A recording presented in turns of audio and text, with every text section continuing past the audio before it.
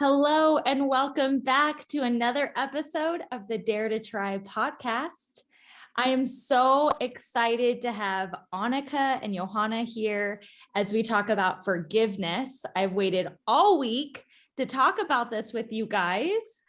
I want to remind everyone first what the dare was before we jump in with our experiences, but I do want us to jump in because this is such a good topic. So the dare last week was, we dare you to forgive and move on. First, identify who you need to forgive, then create steps in order to finally let go.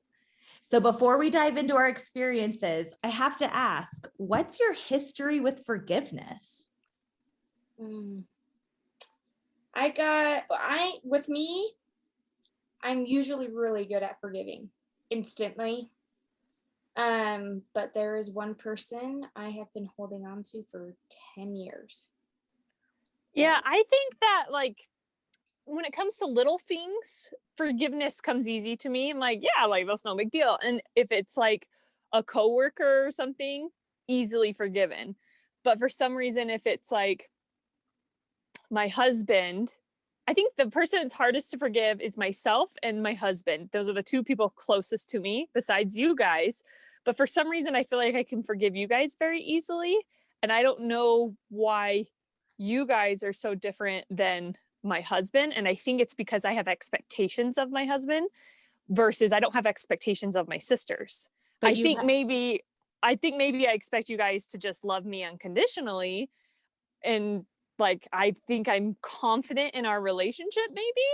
And for some reason in my marriage, it's a little bit different. And I think because of what I've seen in movies about marriage and relationships, how we grew up, the lack of experience of relationships that I had before marriage, that I didn't really know to not have expectations. And so then when I did, and then there was something that messed up, then I held on to it because the movies make it all look like fairy tales and fireworks all the time. And they don't show a lot of the arguing and stuff, except for the relationships that fail in movies. You know what I mean? Oh, totally. So let me ask you, have you been a person in your past that has held grudges? No, I don't. I honestly, the only time I don't think I had grudges because I really don't like when people don't like me. I don't like when people are mad at me. And so I try to do everything to reconcile. The only thing that came to my mind, which is kind of funny, is when Bretagne, you and I dated the same guy right after each other. Mm-hmm. I wouldn't call it a grudge, except that it was uncomfortable and that I was upset during the time you dated him after I dated him. But other than that, once it was over, it's not I don't think to this day, oh my gosh, I can't believe Bretagne dated the same guy as me. Because it wasn't like that. And I broke up with him, So I don't know if that was a grudge. So I don't think so. I don't think, Johanna, are you the type to hold grudges? No, but I am revengeful. I can feel that too. So I have to keep myself in check. So sometimes it's not towards the person, it's more towards me. I have to revenge myself. What is that called? I don't know. Avenge yourself? Yeah, avenge.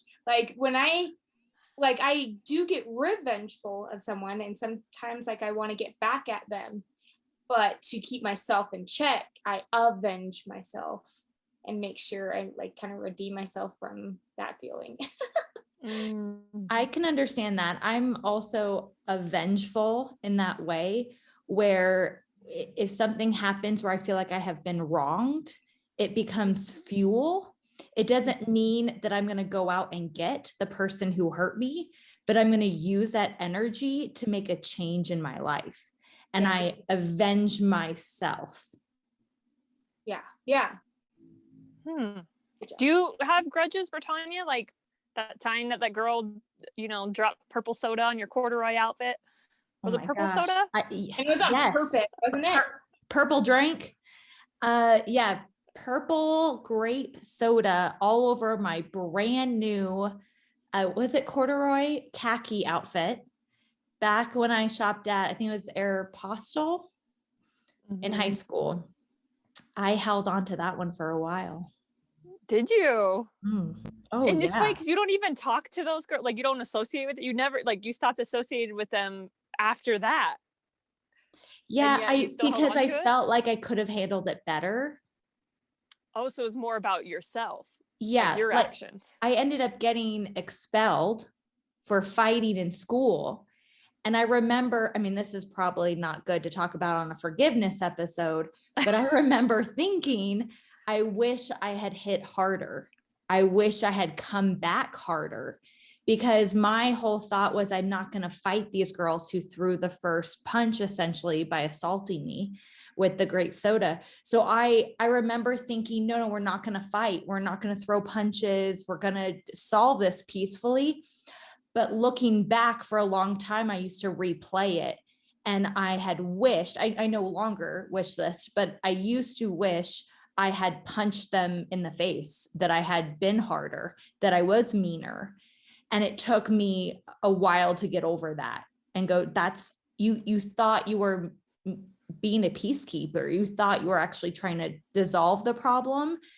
And I held a lot of resentment towards myself for not coming back stronger and harder, so that they knew I was tough and that you can't pick on me. You know, it's funny because I listened to Terry Crews being interviewed, and he talked about how he finally was big enough and brave enough to beat up his dad, because his dad was a drunk and like abusive, and he hit his Terry Crews mom in front of Terry Crews children, and his children had never seen that. And so Terry Crews was like, hey, that's the last straw. And he beat the crap out of his dad. Like, he doesn't remember how long he was beating him up or anything. He like beat him up all the way to like up the stairs into another room because the dad was trying to run away and everything. And even though he like it was bad, like really, really beat him up, it didn't help him feel better. He didn't, like, it didn't change anything. The dad didn't stop drinking. The dad didn't stop being abusive. And Terry didn't feel any better. He didn't feel like, finally, I got my revenge. Finally, like, I got him back for being a horrible dad. It didn't change it at all. Well, and I guess, that's the point, right? Is we have these expectations of how things should go down, including the aftermath of an event. And we have these expectations of other people and ourselves.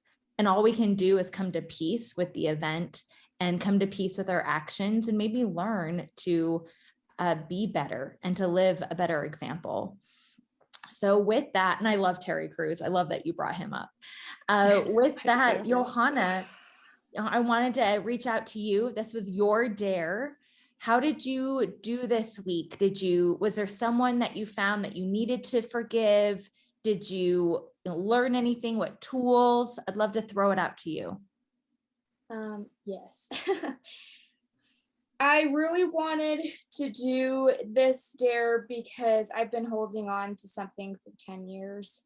And it's been on my mind, and I thought I knew the basics of forgiveness. Turns out I don't. So I found Mel Robbins, as you guys all love her. Mm-hmm. Yay! And something that she said, her definition of forgiveness is stop wishing it was different. So just like Anike said, how going back didn't change anything. It's the same thing. Even if you do get to kind of go back to avenge yourself in a way, it doesn't change what happened. So stop wishing that it was different, because you can't change it. And then look for the lesson, is what she said, is what Mel Robbins said. So I thought that was interesting, because that's what I do all the time in everything. When crap goes down, when people die, when you fail, whatever, like, look for the reason and the lesson, because there's always something good that comes from it. So I just kind of laughed at myself that I hadn't seen that yet.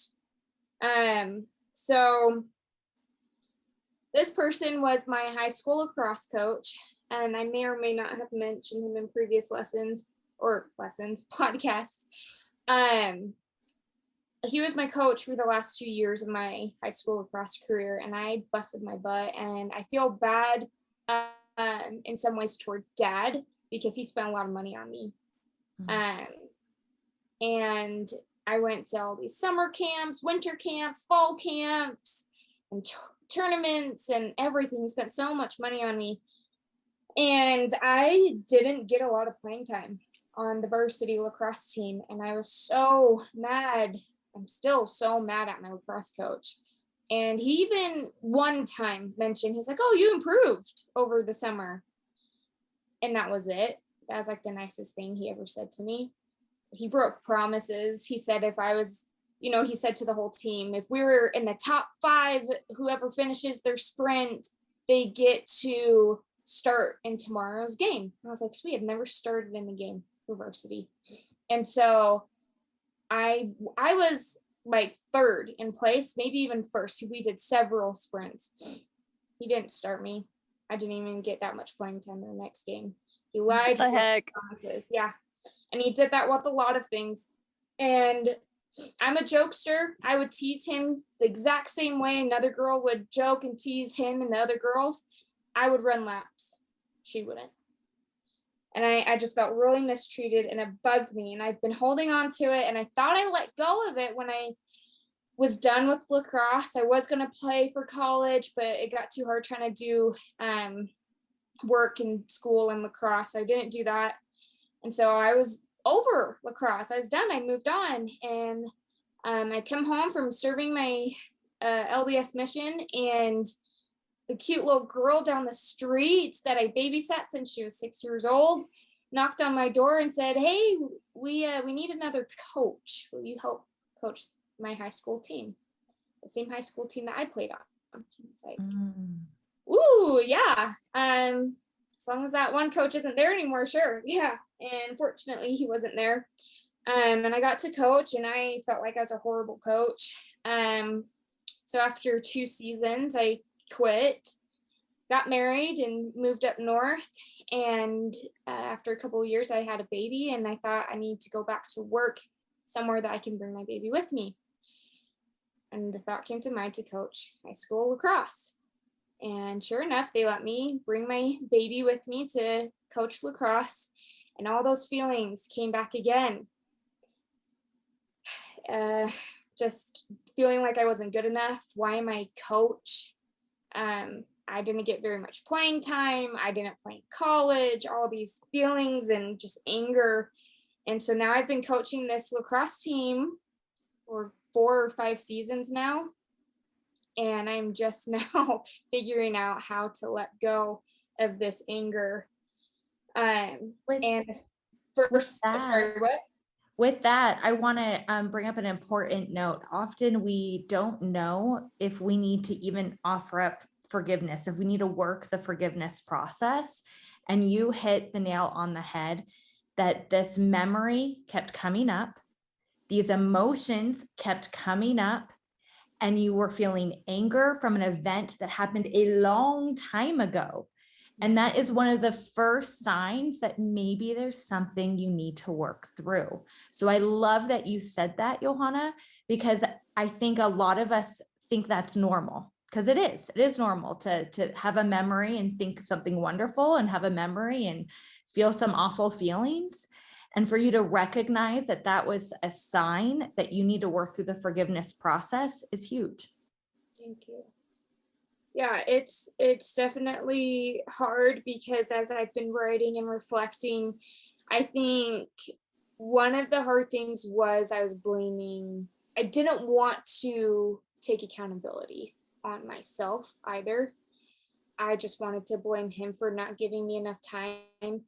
And I'm going back and forth because I can't remember everything. I'm now almost reflecting on the memories to who I am today, and it's not good. It's not working. So I think one of the reasons is that part of me felt like I didn't work hard enough. And every single day of my life, I feel like I don't work hard enough. And so I want to be mad at my coach for not letting me play, but maybe it really was my fault. Maybe I really didn't work hard enough. And now I can't remember. I just have this feeling like I didn't work hard enough, and that's why he didn't let me play. And I'm trying to convince myself the positive. I did all of these practices. I did the extra outside practice. I did the, the tournaments and everything. So did I work hard enough and I just didn't improve enough for him? I don't know. But the steps I'm taking right now is that I can't change the past. I got to accept what is and look for the lesson. And right now, the lesson I've learned is, as a lacrosse coach, I don't want to be that coach. And there are many good things that he did teach me that I am actually implementing on my lacrosse girls, which also makes me angry because I feel like I'm giving him the win. Like, you did teach me something, gosh dang it. And now I'm using it on other people.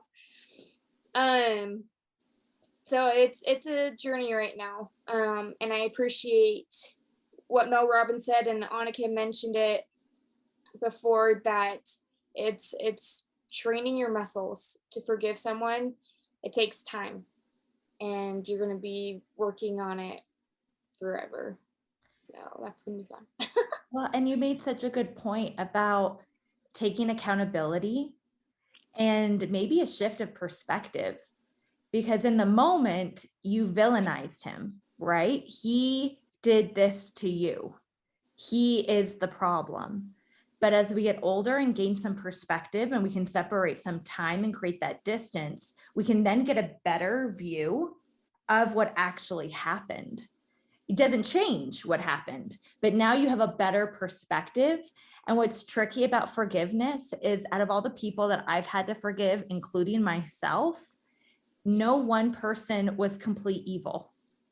In fact, there were wonderful memories shared with these people. There were other joyous moments wrapped up in the same event that I felt like I had to forgive. And it's easy to paint everything black and dark and bad, because then you can box it up and decide that that is the problem. I'm not the problem. But the truth is, it's a lot more intricate and complicated than that. And so I'm so impressed as you work through this journey that you're noticing that, and you're unpacking the box of this memory and allowing it to heal. And while you heal from that moment, you will heal from other moments that maybe you didn't realize you were holding on to. And then, like you said, like Mel Robbins has said, that you're creating muscle memory. So as you work through this, it'll then become easier to work through something else. Yeah. Yeah. And Johanna, I think, first of all, that coach was a butthead. Like, he just was. But he may have had really good reason to be a butthead. Like, maybe you reminded him of his ex-wife or his dead daughter, or maybe you triggered him from his childhood trauma somehow. I don't know. We don't know his story. Him being a butthead is not okay, but he has his own troubles too. And so that's also something to help us keep our perspective. And then lastly, you wouldn't be such an amazing coach that you are now if you didn't have that experience. Because you had that experience, you knew exactly what you didn't want to happen with the girls that you coach. And so you can change that perspective of, instead of blaming him, just thanking him and say, you know what, you're a butthead, but thank you, because you taught me what not to do. Yeah. Yeah, absolutely. So what are your steps? So you identified who you need to forgive, and you realized it kept coming up, and you realized you learned a lot, but what were your steps to actually forgive, or to continue on that forgiving process? Well, kind of like you said, and what Mel Robbins said, was to stop wishing it was different, to look for the lesson. And I've been writing down what the lessons have done for me to help me be a better person, and how it's been helping my lacrosse girls. Because I've been helping these girls, and it's because of my lacrosse experience. Whether that coach was there or not, I played lacrosse. I can relate to them. And so I'm still able to help them whether or not I went through a good or bad experience. And you know what? One of your lacrosse girls DM'd me. I have no idea who it was because they had a weird Instagram name, but they DM'd me, and I don't know if they DM'd you, Bretagne, but they said, can you help me get a gift for Johanna? They wanted to get a gift for you at the end of the season because they love you. And I didn't see it in time. And so I said, I'm so sorry. Do you still need help? And she goes, no, we figured it out. We gave her something. I don't know what it was or if they actually gave it to you, but the fact that they reached out to your sister, me, and I had no idea who they were, but they knew me, to get you a gift. Like people don't give coaches gifts if they don't like you, like it's not mandatory. And you're making a difference in those girls' lives because of the hard things that you've gone through, because of the lessons you've learned, because of the person that you've become, because of your experiences and your willingness to not let those things beat you, but instead build you. You are building those girls and turning them into women who can then help other girls. I mean, you're creating a nation of, Wonder Women, and that's because of you. Thank you. So go ahead. Johanna, I was just going to say, like, I think it's a beautiful thing that you're crying because that's literally a sign of release and relief. And you're letting go of something that's been holding you back and bogging you down. And I wonder, like, do you feel like that's why you're crying, or is there something else going through your mind? I don't know why I'm crying. I'm emotional. I was definitely getting emotional while I was taking my notes and my thought process with these girls, just helping them, because going through what I went through in high school was really painful. It was hard. And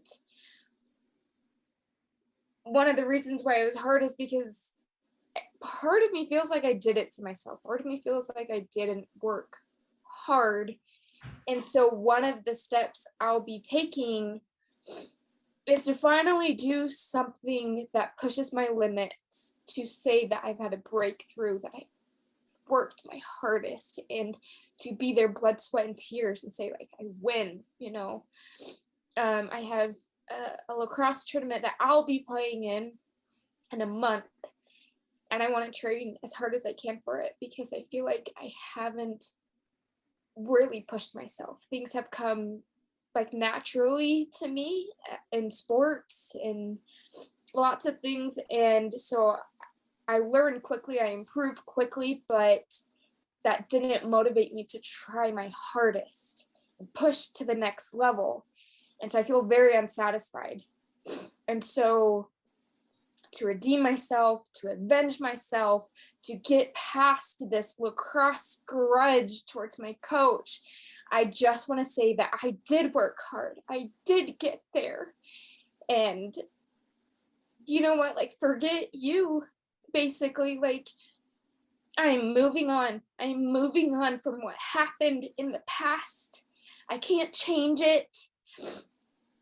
And because of it, I am now finally becoming the person I want to be. I am becoming the person I've been waiting to be for 28 years. So those are I love that fuel. I love that fire. I think you're a living example, Johanna, and you should be very proud of yourself. Just because some things have come easily doesn't mean you haven't worked. And just because some things have become easily doesn't mean they're not meant for you. Not everything is meant to be hard either. So keep that perspective as you work through this, because as you continue to train, you might find, wow, I am really good at lacrosse and it's easy for me to work hard. Don't shame yourself because something comes easy. Thrive in it. Nourish yourself and know that you are blooming into this beautiful woman, this fighter, and embrace the process, which I think you're doing. Thank you. Yeah, I think this might be a little counterintuitive, but should we toilet paper his house? Or egg his house? Do people still do that? I saw some toilet paper on someone's tree recently out here in Idaho. That's actually where they go to the bathroom, Anike. You forget that you live in the boonies. It's true. It's so true. Oh, well, Anike. What a cool experience, Johanna. That's awesome. Thank you for sharing that. So Anike, let's throw it out to you. Did you identify a particular person or an event that you needed to work through? Yes. So as soon as I heard this dare, I knew immediately I needed to forgive myself, because this is something that I struggle with all the time. I don't keep my appointments with myself. I'm harder on myself. I don't forgive myself. I blame myself. I have extreme ownership, which is great. Accountability is powerful. It's very powerful. But sometimes I do it so much that I'm not giving other people the opportunity to be accountable, because I'm just taking ownership for everything. And so Dan even mentioned this. He mentioned, I don't know, in the last few years of marriage, he said that I tend to elevate people above me. And I didn't think I did. I just think like, oh, Bretagne is amazing. She's having all the success. Johanna's amazing. She's having all the success. Johanna, you've always been better at lacrosse than me. And you're younger than me. And that always bothered me. I don't know why, but like the younger sister shouldn't be better. That's silly, because now we're all grown women. But so I would tend to elevate people above me. And so that's been on my mind for a few years, trying to feel enough and not blame myself and not blame other people. And so when this dare came out, I thought, okay, I need to forgive myself. And I immediately went to my plan was to do tapping, because I'm an EFT practitioner and tapping really does help release that. And so I was looking into tapping for forgiveness.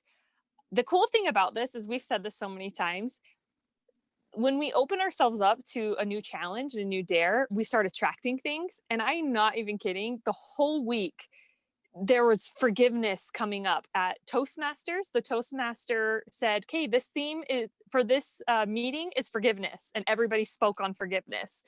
And then I kept finding videos about forgiveness. I can't remember everything, but they kept popping up. I was listening to Christian radio and they talked about forgiveness.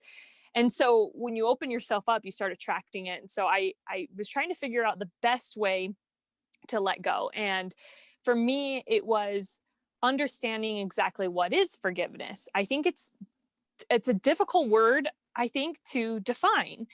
And I'm excited for you to talk, Bretagne, because you've given speeches on forgiveness, and you took a whole course on forgiveness, I think. And so I'm excited to hear your definition of it.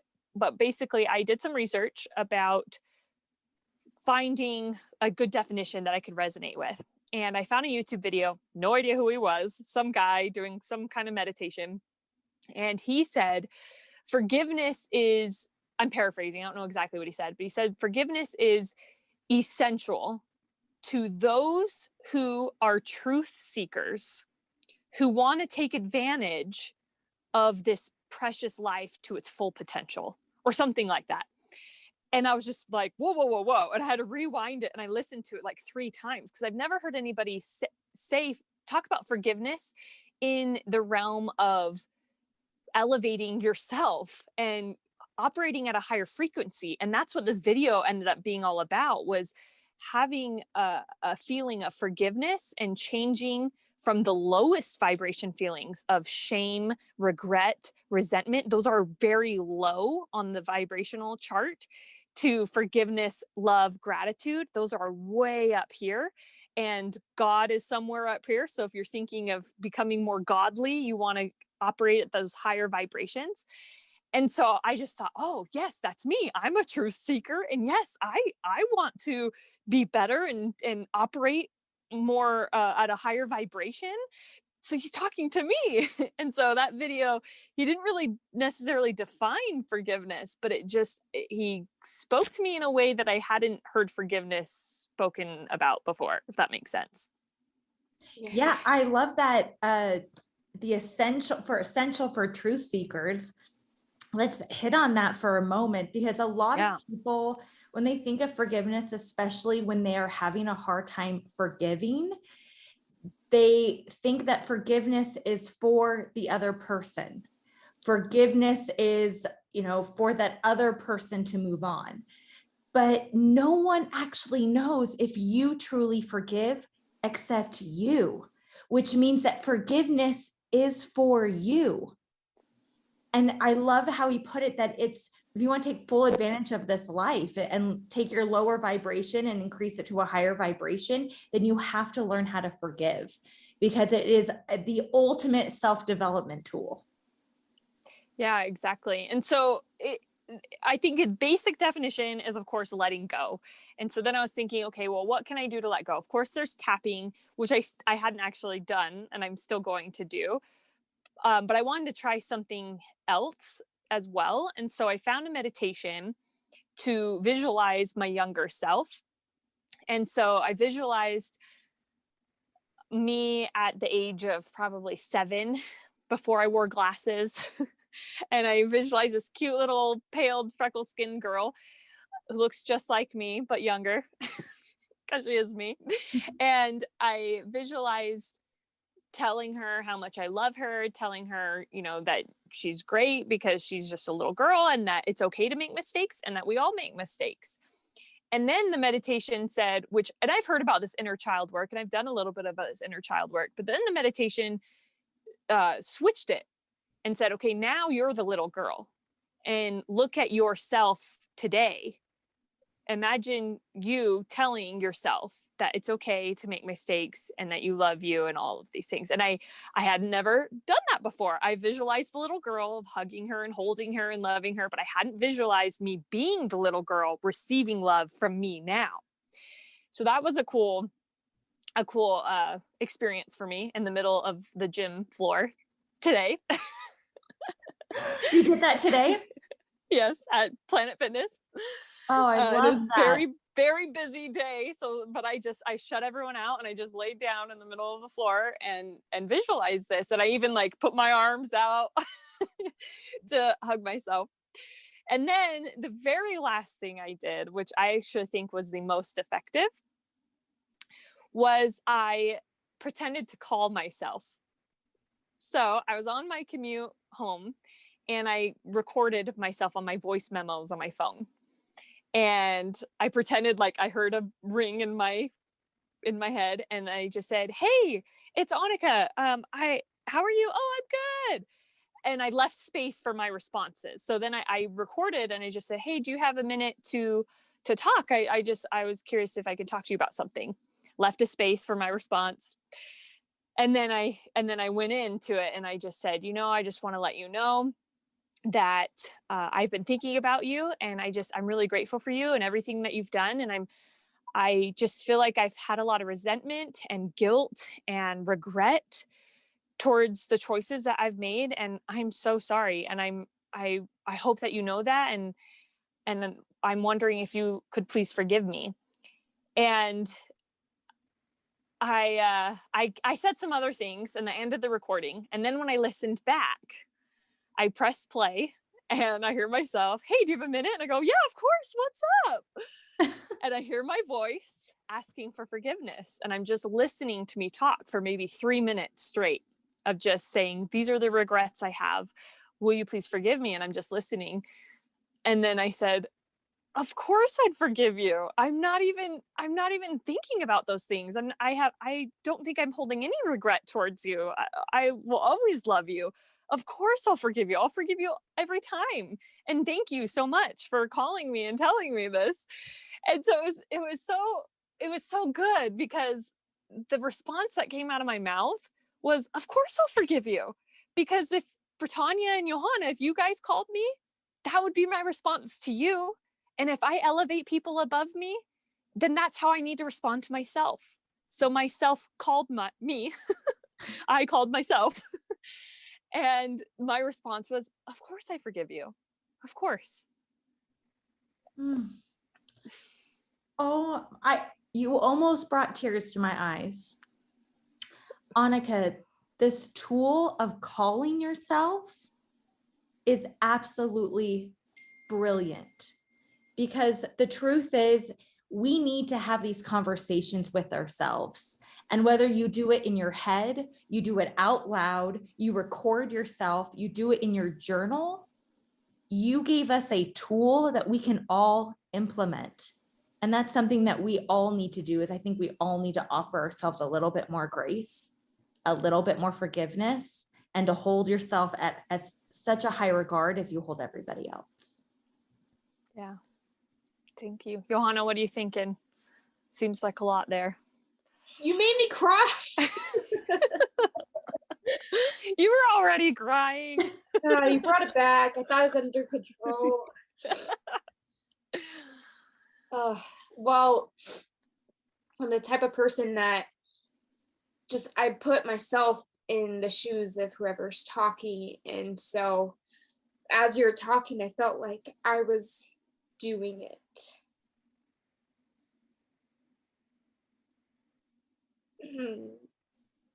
And it just feels like I have a lot to work on. So thank you for that tool. We all have a lot to work on, Johanna. And I think you should give yourself more credit.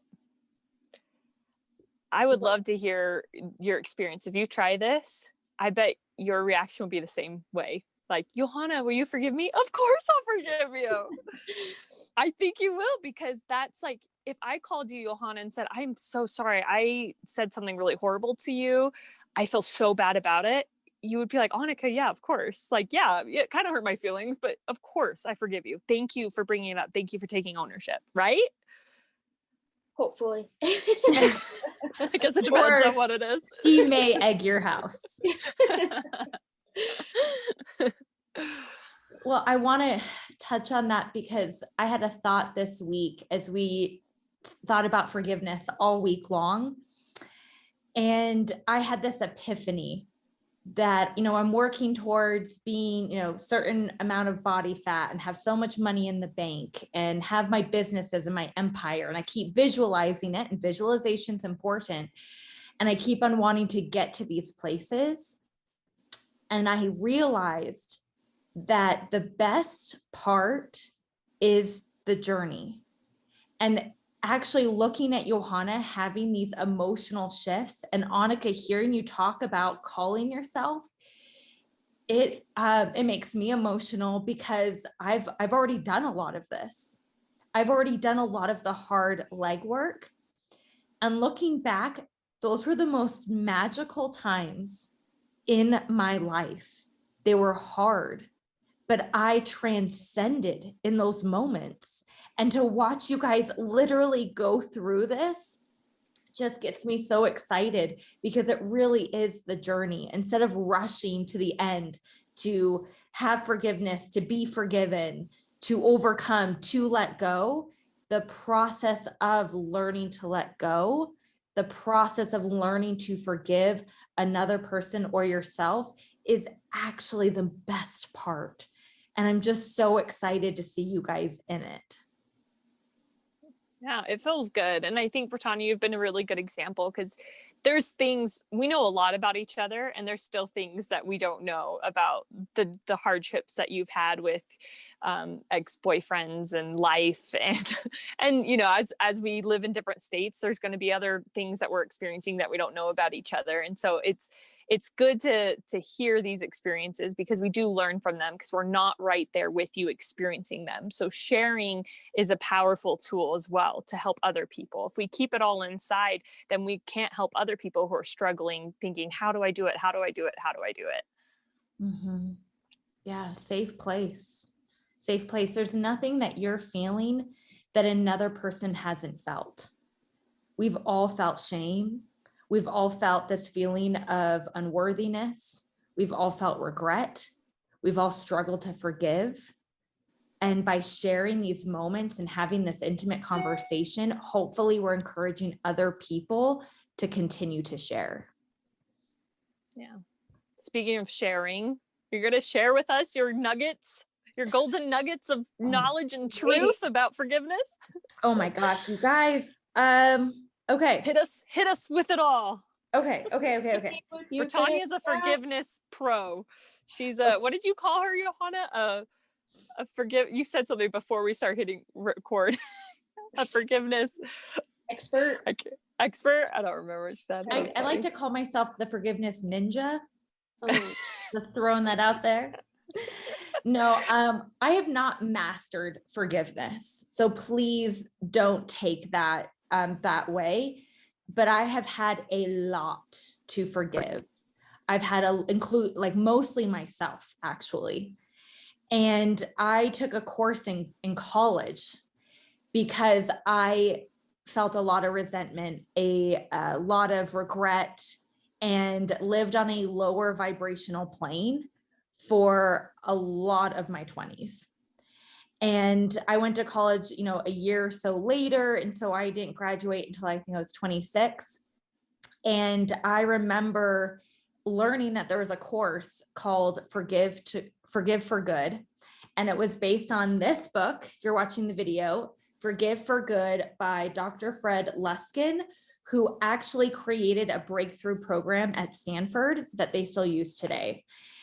And in this book, they break down the, you know, processes and the tools, but ultimately it teaches you that we all need to go through this process and that we all have something to continually learn. I mean, if you were to look through this book, this is one of the most beat up books I have read and underlined over and over and over again, because I have to continually read it. I have to continually go to my resources and go, why am I struggling with this? Oh yeah, I'm human.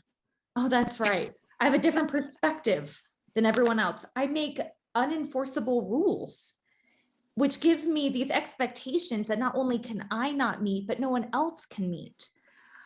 Oh, I haven't forgiven that person. That's why I'm still feeling angry.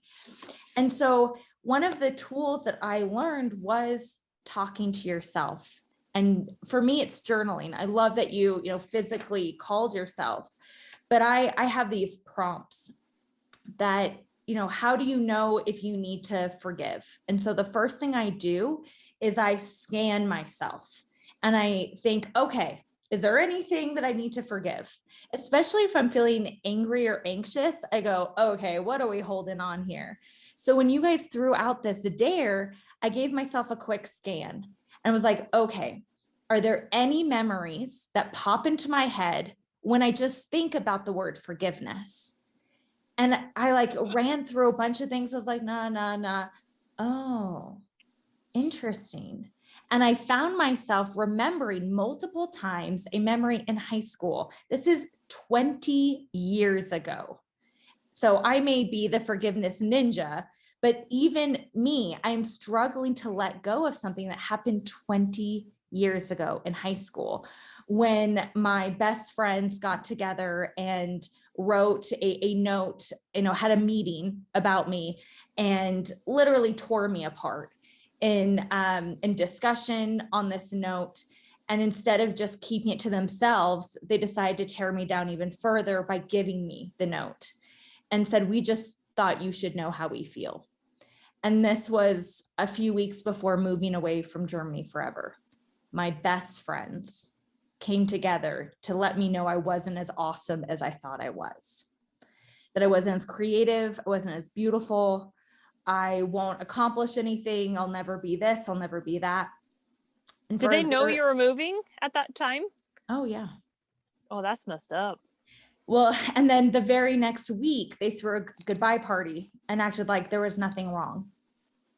And it was and they all had written these lovely notes about how amazing I was. But I had the note that they had just written a week prior about how awful I was. And so I had this identity crisis. And it was one of the first times that I realized that I put my worth in other people's hands. Though that did not nip it in the bud. I struggled with that for a very, very long time. So as I went through this process, I realized that I still had, I didn't feel anger anymore. I didn't feel resentment. I felt like I've worked through a lot of that. But often we hold on to things physically that we think we've given up emotionally. We think we've let it go. But continually over the week, as I've thought about this memory, I've had a lump in my throat. I've had a lump in my throat over and over again, which means part of me is still holding on. And being a yogi, your throat chakra is your voice, your speaking up. So part of it may be that I need to confront these people, but I don't actually stay in touch with most of them. And I can't even remember exactly which ones wrote the note. I mean, not really. So instead, what I did was write to them because I couldn't pick up the phone. I couldn't call them. So one of the tools I had was, if they were going to read this, what would I say? And it wasn't what I thought it was going to be. I thought it was going to be like, how dare you? You guys destroyed me. You were my best friends. No, instead it was kind of like what you did, Johanna. Like, could I have worked harder? Could I have been better? Maybe I had wronged these friends. Maybe I did something that I was oblivious to. I was 16. I was a teenager. I was selfish. I was self-obsessed, like all teenagers, right? Like I thought the world revolved around me. So maybe I did something, and maybe I did something to one or all of them. I don't know. But ultimately through this process, I realized that I needed to take that accountability to kind of let that lump finally release from my throat. So scanning your thoughts, your memories, scanning your emotions, recognizing if you're feeling hurt or anxious, what is that attached to? Now, sometimes we can feel anxious and hurt, and you think it's because your boyfriend didn't pick up your favorite drink from the grocery store, but really it's because of a phone call you had earlier in that day. And so it's important to realize where those emotions are coming from, because you can attach them to the wrong people. You can attach them to the wrong memories. So continually working through them and writing them out helps. And I wrote down my own 12-step program. And this is not, perfectly copyrighted and edited, but I'd like to run through them really quickly, if I may, of the process and how I helped work through this. It's awesome. Is it actually 12 steps? It is 12 steps. Oh, that's funny. Yeah, let's hear it. Okay. Step 1, acknowledge it's okay to be hurt. It's okay to feel hurt. Step 2, there are tools to help you heal from hurt if your hurt continues. Step 3, be grateful, because forgiveness is a process. And if you focus on the end result instead of being grateful for the process, you won't get through the other steps. Step 4, acknowledging forgiveness is not forgetness. It does not mean you have to be naive. It doesn't mean you have to allow these things to happen again. You can take that energy and transform it, but it doesn't mean you have to forget when you let go. Step 5, recognize that I get hurt when I take things too personally. Step 6, acknowledge that I can't control everything, but I can control myself. Step 7, recognize that expectations will not be met. I cannot control people. People don't know my expectations. When they don't live up to my expectations of how I think they should act, what they do with the information I give them, or how they treat me, I can't control that. And I release them of those expectations. Number 8, take ownership of my feelings. No one is making me feel this way. I am choosing to feel this way, which is beautiful because that means I can change it. Step 9, ask yourself, how do you want to feel? I love that step, because once I realize that I want to be happy right now. I actually don't want to feel anxious. I want to be carefree. I don't want to be stressed. Okay, let's focus on being carefree. Instead of repeating the word stress or angry in your head, focus on love and happy and fun, and then you'll become those things. Step 10, remind yourself how good it feels to forgive. Remember a time that you forgave someone. Remember a time that someone forgave you. And remember the feeling attached to that. Step 11, set an intention to not take others' actions personally in the future. Step 12, give yourself grace. You are a human being. You will make mistakes. You may get hurt in the future, but remember, it's a process. And because you have forgiven once before, you now have the tools to forgive again. Oh, I love that. Yeah, those are really good reminders. And I like your explanation that goes with it. I think the only thing that I would add, because you reminded me of this, is when you said, remember of a time that you've forgiven and remember how it feels like. Tony Robbins does this too. When you go to his events, he says, remember of a time you felt so loved. Remember a time you felt so orgasmic. Make that noise. Like, it makes it like really awkward, but it helps you to recall those experiences. What does it feel like in your body to forgive, to let go? How do you want to feel? What does that feel like in your body? And then you're all of a sudden you're thinking about it, which then creates the feeling in your body. You're sitting up straighter and you're breathing differently, deeper. And so that shows that when you change your physical body, that also makes the letting go a lot easier too, because when you're holding on to it and just thinking about regret, hate, resent, just so mad all the time about it, you're more like this loosened up. But if you remember, well, what do I want to feel like? What did it feel like to forgive and let go? Oh, it feels like this. And you create that experience in your body physically, then all of a sudden you're like, oh, I feel like it's leaving my body. I feel like I am capable of letting it go because you made a physical change. And so for those who have a hard time getting to that place, remembering what it felt like to forgive, or getting into a positive place mentally and emotionally, do the physical first. And just, well, what does it look like? Well, you look more open, more happy, lighter. You're not flexing and tense. Yeah, I absolutely love that. And you're absolutely right. I taught yoga this last week, and it was our guided meditation. Speaking of the universe aligning and being open to this conversation and forgiveness, I was inspired to write a guided meditation on loving your inner child. And just like the meditation that you talked about, actually getting in that restful space and going, okay, I'm going to meet my younger child. My inner self. I'm going to hug her. And then I'm going to allow her to hug me and to have that love reciprocated. So I think it's just such magic that you did a meditation today that's very similar to the one that I wrote a few days ago.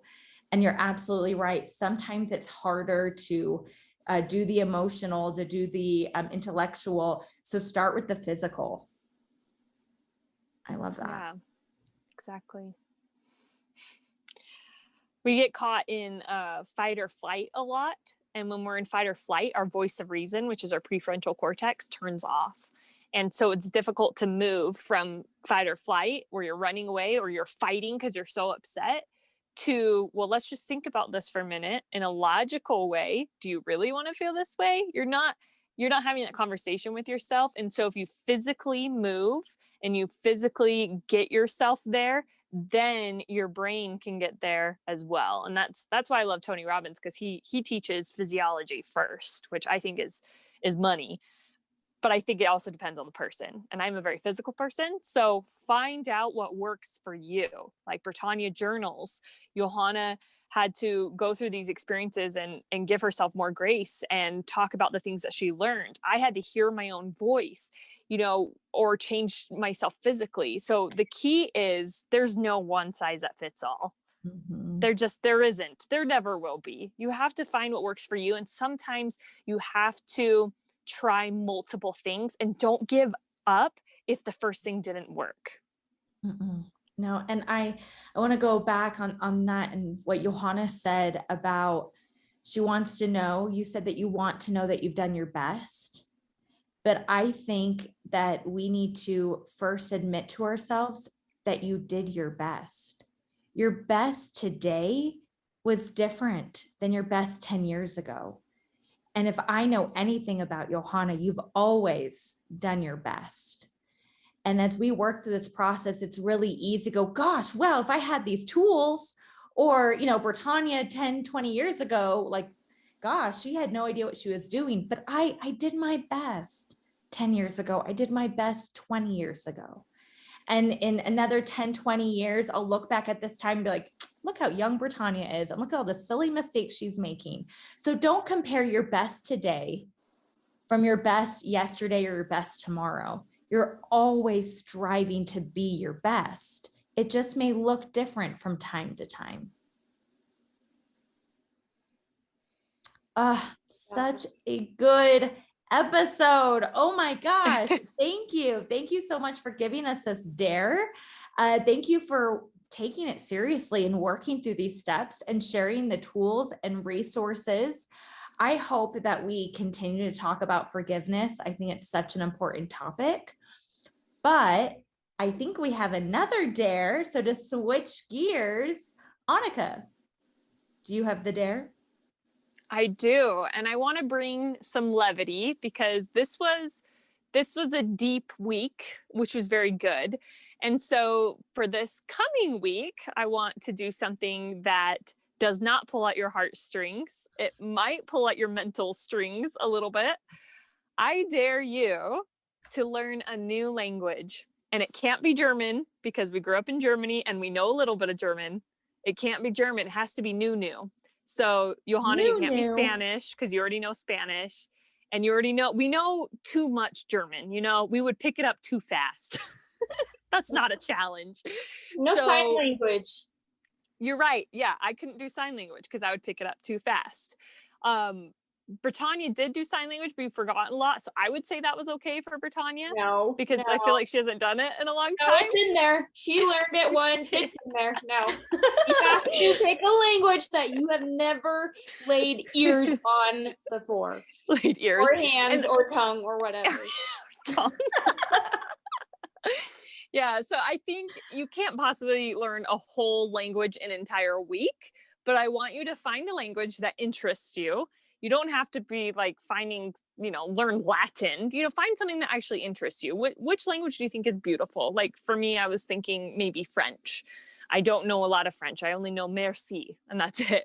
And so find a language that you think would interest you and spend the week listening to how-to videos. You can learn anything on YouTube. You can find a book. You can find someone who knows that language to teach you if you know someone who knows that language. And it's okay if it's, I would say, Johanna, I wouldn't do Portuguese just because it's close to Spanish. But if that really interests you, I'd say that's okay. What are these rules? All these languages we can't do.